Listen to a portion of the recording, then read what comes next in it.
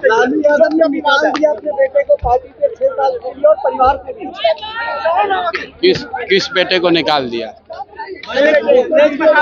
ना ऐसा है, लालू यादव किसको परिवार से निकाल रहे हैं, किसको परिवार में रख रहे हैं, इससे बिहार का क्या लेना देना है?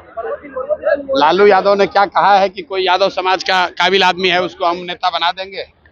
लालू यादव तो आज भी यही चाहते हैं कि तेजस्वी यादव ही बिहार के नेता बने। हम लोग तो जन सुराज में हमने ओपन कहा है कि राजद की ओर से लालू जी ये कह दें कि अगर वो जात की बात करते हैं, छोड़िए पूरा बिहार का बात, अगर उनको यादवों की चिंता है तो यादव समाज से किसी आदमी को मुख्यमंत्री का चेहरा घोषित कर दे, जन सुराज उनके समर्थन में खड़ा हो जाएगा। खड़ा होकर दिखाइए। अरे ये जात की बात करने वाले जो नेता है, ये जात की राजनीति नहीं कर रहे हैं, इनको किसी की चिंता नहीं है। नीतीश कुमार नीति आयोग के मीटिंग में इसलिए नहीं शामिल हुए कि जो बात हम लोग पिछले 2-3 महीने से बता रहे हैं कि शारीरिक और मानसिक तौर पर नीतीश कुमार स्वस्थ नहीं है। नीति आयोग के मीटिंग में जाते तो 4 आदमी देख लेता कि भाई इनका हालत है खराब, इसीलिए उनको ढाक तोप के उनके अफसर और 4 चाटुकार मंत्री उनको यहाँ पर रखे हैं, सुरक्षा के घेरे में रखे हुए हैं। नीति आयोग के बैठक में जाते तो वहाँ अन्य मुख्यमंत्रियों से मिलना पड़ता, कुछ बोलना पड़ता, देश की मीडिया देखती, वहाँ कैसे आप छुपते, इसीलिए डर के मारे नहीं गए और आज गए हैं। एनडीए के मुख्यमंत्री और दूसरे नजरिए से देखिए, जो देश का सबसे गरीब और पिछड़ा राज्य बिहार है, उसका मुख्यमंत्री विकास के लिए नीति आयोग के बैठक में नहीं जाता है और आज दिल्ली गए हैं कि जदयू को सीट 2 को ज्यादा मिले कि कम मिले। अपने आधी मीटिंग से उठ के चले आए हैं। अरे भैया, जब दिमागे ठीक नहीं है, दिमाग काम नहीं कर रहा है, तो किसी मीटिंग में जाएंगे, किसी में नहीं जाएंगे।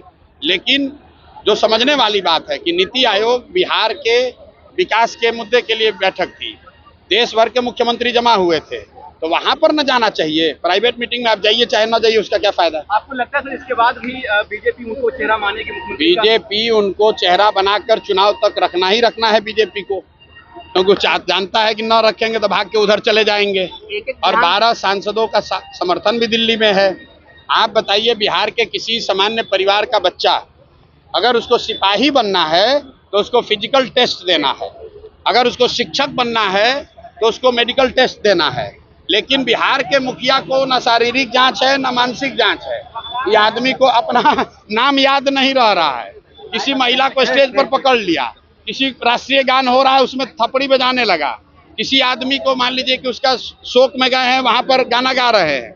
और ऐसे व्यक्ति को बीजेपी ने थोप रखा है बिहार पर, सिर्फ इसलिए कि 12 सांसदों का समर्थन दिल्ली में मिलता रहे और बिहार की जनता, बिहार के युवा का जो होना है हो, उससे उनको कोई मतलब नहीं है। इसीलिए आप देख रहे हैं कि यहाँ लोगों से हमने पूछा कि मोदी के कहने पर वोट दोगे, लोगों ने क्या कहा बताइए? लोगों ने क्या कहा?